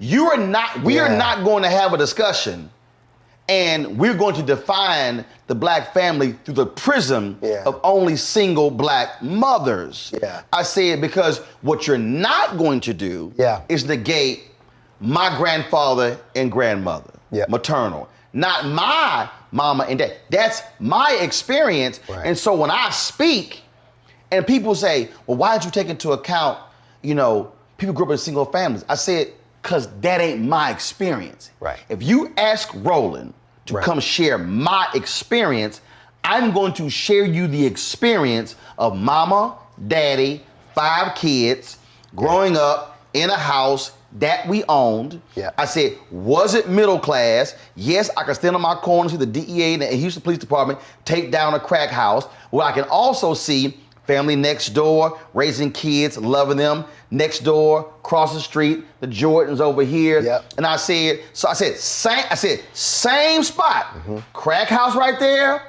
strong black families here. I said, but you're not gonna shut me up, not tell that story because that has to be told. That's what I'm saying. It all has to be told. Like the whole spectrum has to be told. It just does. We can't just do it that way. You know who broke that mystique for me, if you will, or that misnomer about single mothers was Taraji. Taraji. One day on set we were talking and she broke down how she is, black women have definitely made being a single mom look like the strongest thing you could possibly ever do. Absolutely, right? They no choice. Kevin Durant's mom, Wanda, the real MVP. Right? But like you said, what Taraji said was, I tell people all the time, I never wanted to do it this way. Boom. I didn't seek this out. I have found strength in being the only one. But no, I did not want it this way. And I remember being like, I'm not gonna say it blew my mind, but it opened me up to the reality that I had been somewhat brainwashed into thinking that just because single black moms are strong individuals, they don't need any help. You know what I mean? And so it was fascinating, or they never want any help, right? You know what I mean? And when I say help, I don't mean like somebody to take care of them per se. I'm saying a partner. Right. That's what I'm saying. They ain't trying to have to be the one to work, cook, pick up, hold you, scold you, it's love hard you. To do it in a relationship. It's with 2 people. I can't even, when I think about how hard it would be to try and do this, to do what I'm doing with by myself, the empathy that I have for anybody who's put in that situation, it has grown exponentially. And they're yours. See, I don't have biological kids. Yeah. We've raised 6 of my nieces multiple times in the last 18 years. Okay. But I have no biological children. Right. But it's just a whole different world. It is. My nieces came a year and a half. I was like, damn, daycare $1,500? Yeah. For twins? I'm like, damn. And I was making $110,000 a year. I'm like, that's a lot. Again, so you start understanding that. So man, it's a whole different deal. Last question for you. Okay. I asked you about something you really, really want to do. How do you deal with, Michael Ealy, he gonna play the light-skinned sexy brother boxes? How do you deal with the boxes that folk, all of a sudden, certain scripts might come, certain characters? How do you deal with saying, don't put me in a box? I ain't trying to be in a box. I need range, I need diversity. Like when you were the dude who was hiding under the bed. Perfect guy. Right, I was like, his ass evil. Right. Something wrong with him. Yeah, right, something wrong with his ass. With him, but again, but that was a departure from different roles. How do you make it clear? Don't put me in a box. I challenge myself as an artist and knowing that I'm going to challenge the audience, right? So oftentimes you come into this business off of one project where everybody's like, ooh, you stand out. Okay, for me it was Barbershop, Ricky, da-da-da-da-da-da. Ricky was nothing like me growing up, right? He was nothing like me growing up. But if that's people's first experience with you, right, as an audience member, they tend to think that's the real you, right? So, for me, after that, I got a whole bunch of offers to play roles just like Ricky, right? This Tupac-esque type of thug, right? And I just said no over and over again, right? And then you keep trying to do other things. And then I went through a series of romantic movies and romantic leads, and I always try to bring some sort of gravitas to those roles. And then it was like, okay, well, but before I get into all of that, let me hit y'all with, For Color Girls, and, step outside of the realm of, what you expect of me to do as an audience member in terms of being this romantic lead and everything. Because I didn't get into this business to be the romantic lead, that dude. Like I didn't get into this business. You can get locked in. You can totally get locked in. Hugh Grant talked about that. But I think and have you seen what he's been doing in the last 7 years? Hugh Grant has done some amazing work from Paddington to The Gentleman. He's done some amazing work. The point is, you have to kind of break that mold yourself, right? If people said, Roland, you ain't no good unless you got CNN, you wouldn't be here today. You know what I mean? You have to do things for yourself. Absolutely. You have to break. Which is why I was still mold. with TV One. I never left when I joined CNN. I'm like, no, I can do both. You can do both. But what I'm saying is, you have to kind of break these molds yourself. Yep.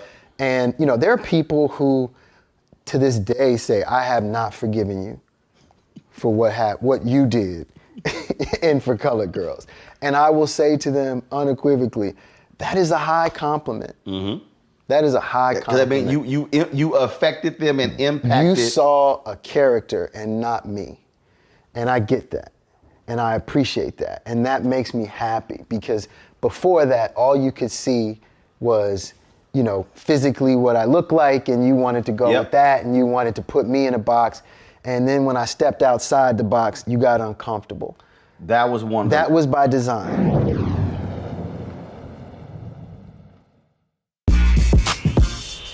When we invest in ourselves, our glow, our vision, our vibe, we all shine.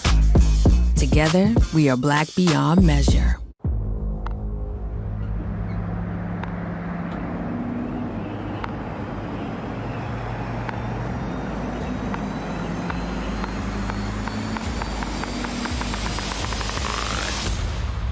You had me at Allison 10-speed transmission.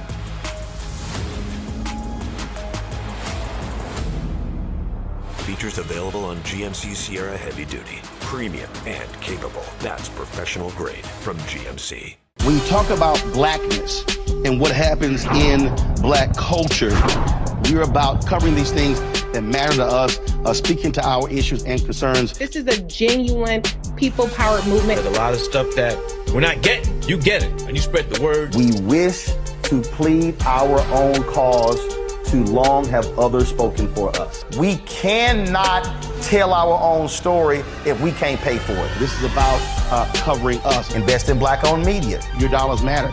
We don't have to keep asking them to cover our stuff. So please support us in what we do, folks. We want to hit 2,000 people, $50 this month, raise $100,000. We're behind 100,000, so we want to hit that. Y'all money makes this possible. Check some money orders. Go to P.O. Box 57196, Washington, D.C. 20037-0196. The Cash App is $RM Unfiltered. PayPal is R Martin Unfiltered. Venmo is RM Unfiltered. Zelle is Roland at RolandSMartin.com. When we invest in ourselves, we all shine. Together, we are black beyond measure.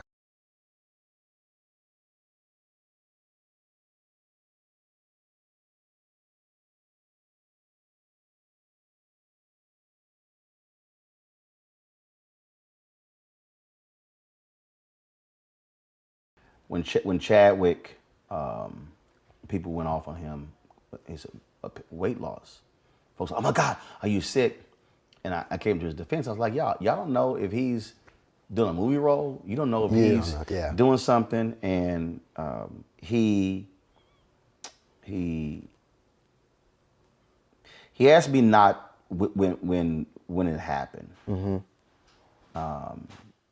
And I didn't when he was alive. But this is what he said. As an artist and a human, I share my feelings with you, but in the public realm, I can't explain myself. That takes away from the art and the way of the artist. Mm. I would rather be misunderstood than go explaining away the reasons for my actions. Mm-hmm. You will see it on the screen. Yeah. There's just a certain code that you live by when you do this for real. People don't understand our craft or our way of life. Both things feed each other.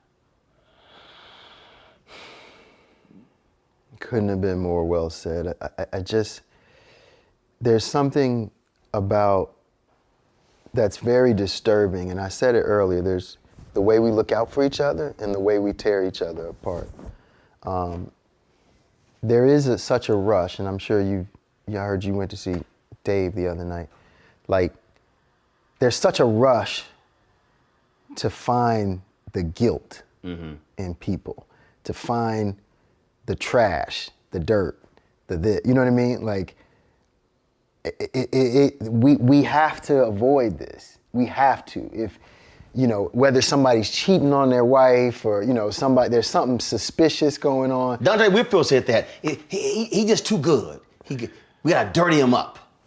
That's how people think. Really? Yeah. See, and that's the thing, like we can't do that. We can't impose that on each other. We have to be willing to let each other breathe a little bit and find ourselves. Too often, I'll be the first to say this, too often a kid will mess up in the music game or mess up in the acting game and say the wrong thing. Right. Right? They'll say the wrong thing. And instead of being like, I'm gonna call this person. Right. I'm gonna pull them aside. Right. And I'm gonna teach them something about life. Right. Right?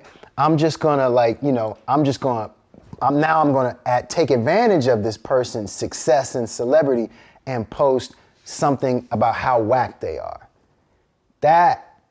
Especially when you know them. Yeah. Especially when you know them. Even if you don't know them. I pulled some cats aside, some journalists, and I was like, have to do it. Yo, listen up. I remember Yamiche Alcindor, you now see her on PBS. You see Wesley Lowery. They were posting some tweets that I thought were very opinionated, but they were objective journalists. I was like, yo, I need y'all to delete those. I said, I need y'all to understand something. I said, y'all young. Yeah. I said, they were in their mid-20s. Yeah. I said, Wesley, you with Boston Globe, New York Times, you won a Pulitzer Prize. I was Boston Globe, Washington Post. I said, you already won 2 Pulitzer Prizes. I said, Yamiche, you the New York Times, you're on MSNBC, going here. I said, when you go to that editorial line, you can't go back. Yeah. I said, when I became a columnist, I said, I said, you can sometimes do both. I said, but the reality is, you can't go back. I was like, delete that. I said, when it's time, then you can do it. I said, but don't knock yourself out of what you're doing right now. Prematurely. I said, make it planned. For me, it was planned. I planned my career that way. Right. And they were like, man, I really appreciate that. And I'm like, yo, that's why we are here. There were people who did that for me. There were people who were elders who I listened to, who I talked to, I ran stuff by, who were like, say, Ro, no, you ain't doing that. Now, if you choose to still do it, but they told you. Right. They gave you the advice. Right. They gave you the counsel, but it's still on you to whether you do it or not. Yeah. And that's what so we got to be able to do that. Yeah, we just have to take a pause. Everything is not something you need to pounce on and seize upon and make somebody feel bad for making a mistake, especially when they're young. If you older, you know what I mean, and you grown, I'm not saying, doesn't mean you ain't going through something. Let's be honest. You and I both know there's times when you're really going through something and you might make a mistake. Yeah. It's a mistake. No, unequivocally, you make a mistake. That's why I tell a lot of artists, I was like, yo, before you get out there and comment on anything politically, call a brother. I'm like, this is what I do 24/7. I do, bro. I said, look, call me. If you don't know, I said, I give you the rundown. I could put you on the phone with the person. I said, but call me. I don't want you out there commenting on stuff. The amount of people that are uninformed about what's going on, again, when Afghanistan fell, and my wife is from Afghanistan, and people were just saying whatever they wanted to say without knowing the history of Afghanistan or anything, I remember being like, wow, there is so much, and Mark Lamont Hill talked about this, so much misinformation. There you go. And so many uninformed people speaking on this. Yep. And it's like, just not knowing anything about American foreign policy or anything like that. And it's just like the history of Pakistan and Afghanistan and any of that. People were just like, but this is the kind of... It's just this way. No, it's this. Yeah, we know it. You're like, we're stuck in this... It's like, I'm sorry, you're now a foreign policy expert? Right. I thought you were a love the hip hop exactly, yes. expert last week. Yeah. Everybody, that's what I'm saying. Like the platforms have made it so that people feel like they can comment. It's like even with COVID. On everything. Man, I've been battling people. I'm like, one person me and Tank were going at it. He was like, oh, so you think you know? I said, one, I'm not a doctor, but I've had more than 100 COVID segments on my show in the past year with the preeminent Black medical and scientific experts. So I think it's safe to say I've talked to more experts on this subject than you have. I've educated myself. I said, I think out of the both of us, I'm probably speaking for more. And I said, so everything is not, well, you got to be this. No. But this is the body of work. So would you like for me to get Dr. Ebony Hilton on the phone? Yeah, but even if you're Tyson Bell? Even if you're an expert epidemiologist, now people just don't want to believe that. Right. Like people, like you could be well-trained, well-educated. And now they're like, well, I don't know about you. You like... Yeah. You could be a specialist, and we've created so much doubt and misinformation. These TikTok epidemiologists, these YouTube infectious disease experts. And you sitting there going, really? This is what's so terrifying about this younger generation growing up. It's information, it's truth. With all of these, misinformation. Right. These people who are misinforming. And then they say, do your own research, but if you don't even know where the hell to look. It's like, and again, just for me, look, this is what I do. I live in truth. So if I hear something, if somebody says, yo, man, Michael Ealy was out here doing this. Where'd you read that? Where'd you hear from? What's the story? Who's quoted? Sources familiar. And as a journalist, I know what all that means. Yeah. Someone familiar with his thinking. That's a lie. I mean, you could go through that because there's certain phrases that we use. Yeah. Okay? I can read a story and go, yeah, this is a bullshit story. How it's written. Right. That's how that's everything. Right. It was like when these memes went around, Biden cutting $45 billion in HBCU funding to $2 billion. Let me call Congressman Bobby Scott, who sits on the House Education Labor Subcommittee. Let me go. Let me go to the actual source. Let me call Leslie Baskerville, who's with NAFIO, who lobbied for HBCUs. Let me call Thurgood Marshall Fund. Yeah. Let me call Michael Lomax with the UNCF. Yeah. Let me call Dr. Walter Kimbrough, who's the HBCU president at Dillon University. Dillon University. Had them all on the show. Yeah. So I'm like, oh man, you out here trying to defend Democrats. No, I'm sorry. I actually had the HBCU experts. Right. The very people who are the lobbyists and the beneficiaries of the very thing say the very thing AP and Newsweek wrote about is not true. Yeah. So y'all can believe the Newsweek intern who wrote the story, or you can believe the actual HBCU lobbyist who are helping craft the bill. Which one would you like to believe? That's where we are. And it's just, and it's crazy. That's it's where just, we are, it's, but my whole deal is we gonna keep dropping the truth, keep doing it. Man, appreciate sitting down. Absolutely. Appreciate the lotion up the ankles. Nivea, baby. Y'all need a sponsor. I'll tell you right Nivea, now. y'all need to. That's who y'all need to sponsor y'all. Nivea. Seriously? This man got a trough of it upstairs. There's like random bottles just sitting around the studio. Please give this man a sponsorship. I was still laughing at your son. You tell your son, he like, son. I tell him every time. Son, this is cultural. Culturally, you are wrong for this. Like, you cannot do this. You have to put on lotion, but I know you're a boy. I get it. I was a boy. I did do dumb things too.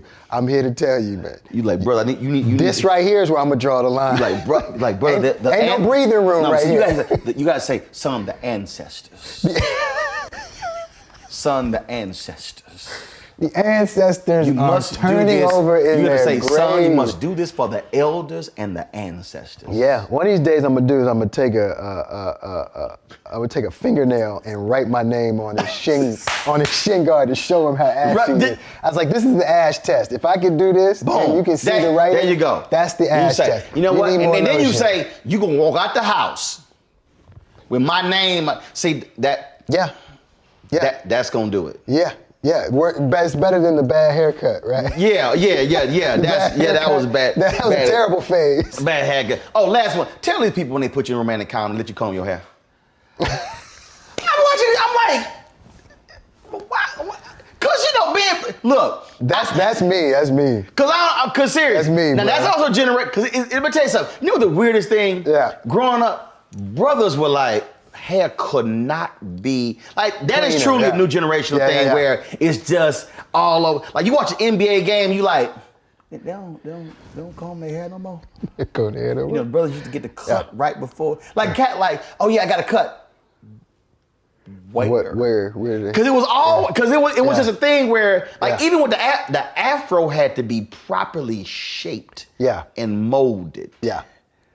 I'd say it straight up. I wish I could say it was the producers. It was me.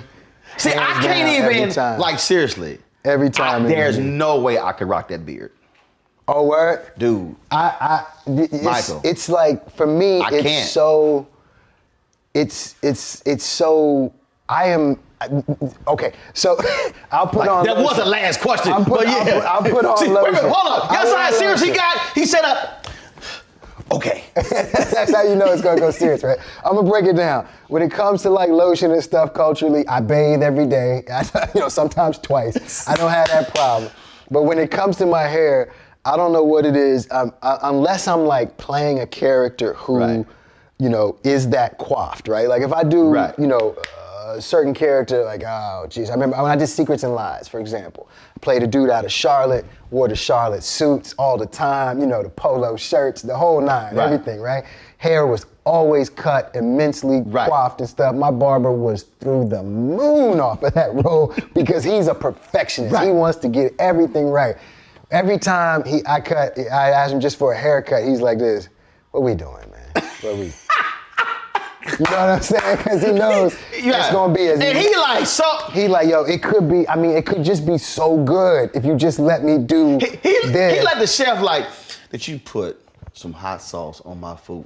It is. You ain't even taste. What can you? It is. It hurts into his soul that I want to leave my hair as natural as possible. Dude, I can't. And I can't comb it. I cannot I cannot anything, any hair. In here?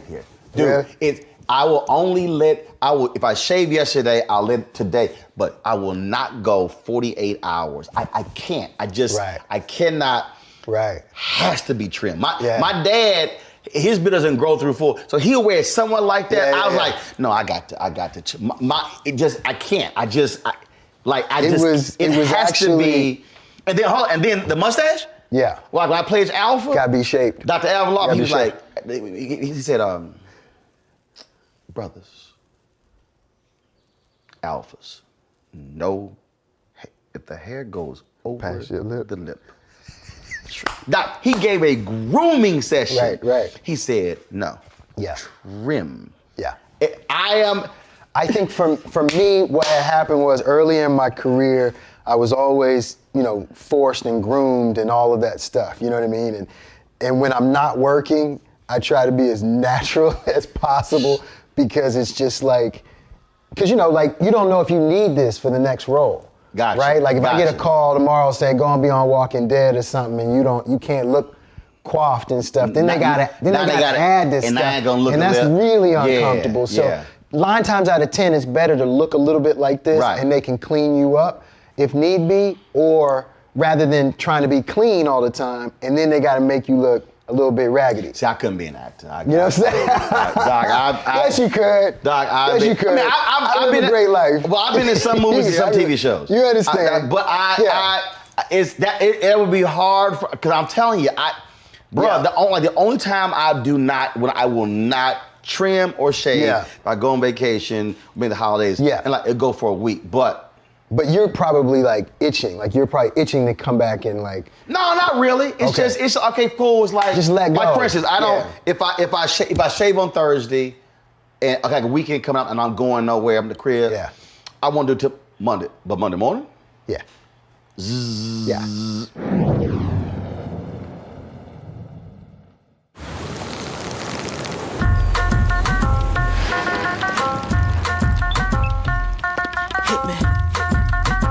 Listen to me now.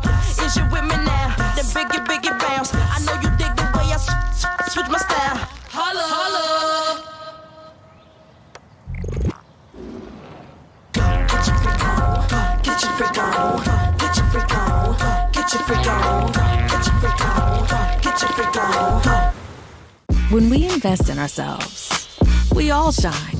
Together, we are black beyond measure. When you talk about blackness and what happens in black culture, we're about covering these things that matter to us, speaking to our issues and concerns. This is a genuine people-powered movement. There's a lot of stuff that we're not getting. You get it, and you spread the word. We wish to plead our own cause. Too long have others spoken for us. We cannot tell our own story if we can't pay for it. This is about covering us. Invest in black-owned media. Your dollars matter. We don't have to keep asking them to cover our stuff. So please support us in what we do, folks. We want to hit 2,000 people, $50 this month, raise $100,000. We're behind $100,000, so we want to hit that. Y'all money makes this possible. Checks and money orders go to P.O. Box 57196, Washington, D.C. 20037-0196.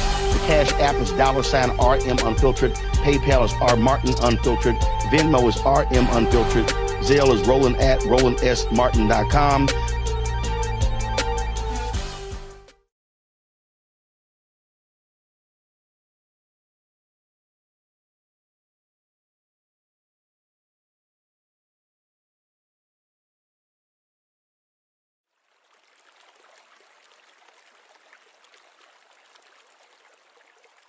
But look, man, you and I have talked about this. You one of the cleanest brothers I've ever met. You know what I'm saying? The ascot, it's always a topic of conversation between.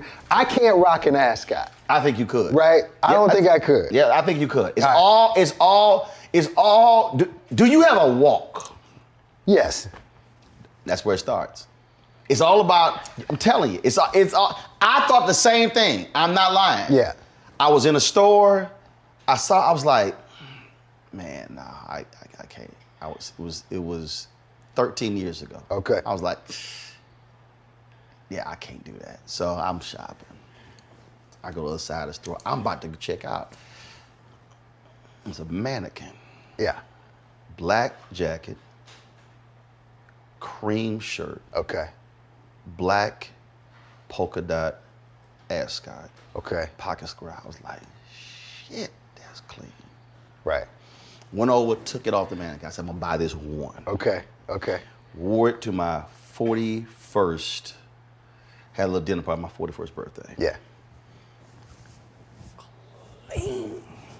Okay. Folks were like, damn. Right. I was like, all right. I got something I here. went back. I got something here. I got something here. 2 more. Yeah, yeah. I was like, okay. Because the reaction was, well, nobody else rocking it. Yeah. I bought like 10. Right. And then when I started rocking, folks were like, yo! Yeah. Then it turned into a thing where if I didn't, exactly, folks were like, that's what I felt like today. I felt like you let me down. Dog, I gave a speech. I gave a business. It was a business conference. Yeah. Halifax, Nova Scotia, Canada. Wow. Okay. We ain't even in the United States. Right. Business conference. Put on the blue suit, strong tie, pocket square. I walk in. They were like, "Yeah, you're synonymous with the ascot now." Dude, where the ascot? Yeah. I was like, what are y'all? I was like, are y'all serious? They're like, yeah, we've heard these bits in the Tom Jones Morning Show. We've seen, what's up? Yeah. They had an attitude. Yeah. I spoke at other places. They're like, what is going on? So then when I started wearing a lot of different African outfits, folks hot. They're like, say now, what's up with this African formal? What? I was like, are y'all serious? Yeah. Yeah. And I didn't realize that thing until I interviewed Frankie Beverly. Frankie, Frankie whole thing's white. Yeah. I said, Frank, where'd that come from? He said, that wasn't planned. He said, I was on stage, I wore white at a couple of concerts. He said, the next concert I had on black and red. And like, hey man, yeah, what a white. Yeah. He said it just became a thing and it just took off and he's worn white and not the whole band wear white. Yeah. That's how it is. So people will literally like, dude. Yeah. And like, I wanted a photo with you and Ascot. I was like, well, I wanted to wear. I ain't gonna go that hard. You know? I was women like. You bigger than your ascot. You know what I mean? Right. I was kind of like, y'all. It's like a part of you. It's like we were talking about. It's a part of me. It's a part of the spectrum. I've had some people like. You know what I mean? Yeah. Like you ain't rolling. You can't be rolling. Right. Like I ain't recognize your ass. Yeah. And then of course now hit with the feather pocket square. Now that's a whole. Yeah. That's a whole other. Like the pocket square and the ascot, I mean, to not have either is a bit not Roland Martin. I am butt naked if I don't have a pocket square. No. Bruh, do you understand how I am not lying. Yeah. If I do not have a pocket, if I got a jacket on and I somehow left my pocket square, I am butt naked. I'm pissed. Right. Cause it ain't all together. It's just, it all got to, Yeah. And it's weird because my dad worked for Amtrak. Yeah. And I think a part of the problem, I would watch my dad, he'd be in the living room and all of a sudden he in the bathroom, he getting washed up, cleaned up, he get dressed. I'm like, where his ass going?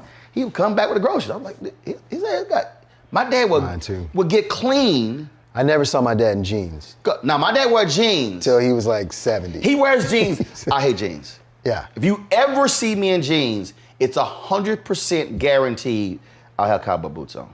Okay. That's the only way you will ever see me in jeans. And you will never catch me in cowboy boots. Oh, I got about 20 pair. See, that's the other thing. I hit them with the ascot, the cowboy boots, African outfits. They don't even know what I'm coming with. There's a full spectrum to Roland Martin. Dude, I got 4 closets. It. How many closets you got? I have one closet. Oh, hell no. Yeah. And I can park at the back of the parking lot and walk, too. I got 4. I could just, is that in 4 different houses or is that in one house? No, one house, 4 closets. Okay. You know how you go shopping for a new house? And they show the wife. That's you. They show the wife the kitchen, but I cook. I'm like, what the hell y'all show her the kitchen for? Yeah. I cook. Then I was like, well, let me show you the closets. She's like, no, y'all need to show him the closet. Right. Yeah, right. I got a whole. I'm not a clothes person. I'm not a grooming person. I'm not. And honestly, this is, my father has passed, and so it's he was that.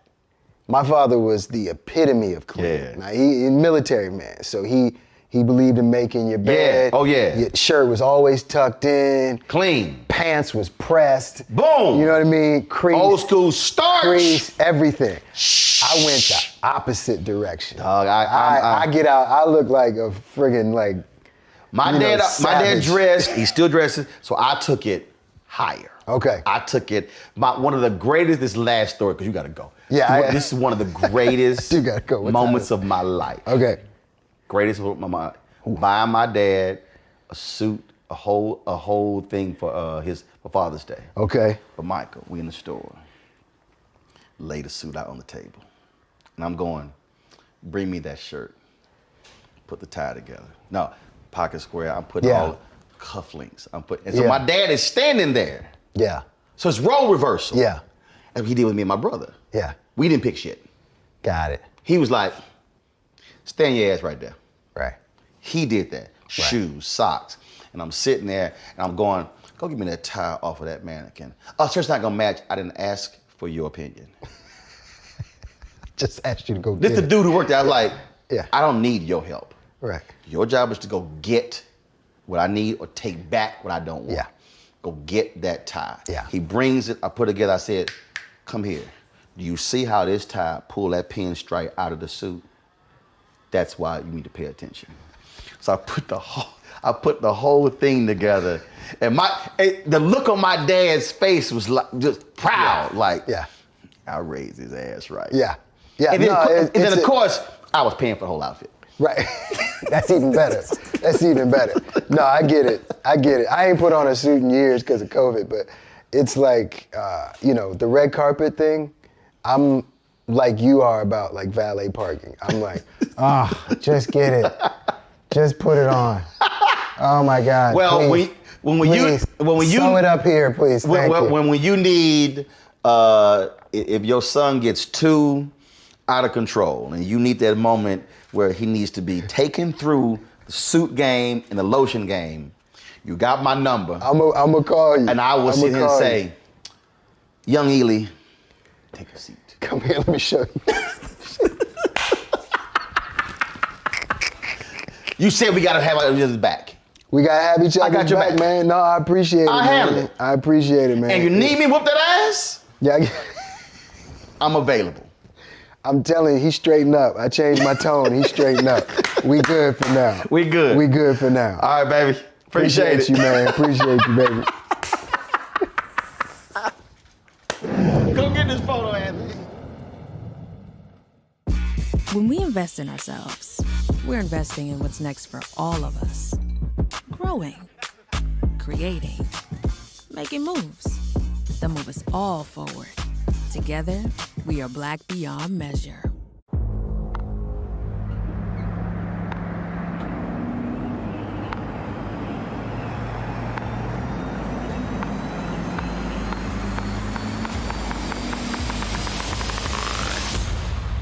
You had me at Allison 10-speed transmission.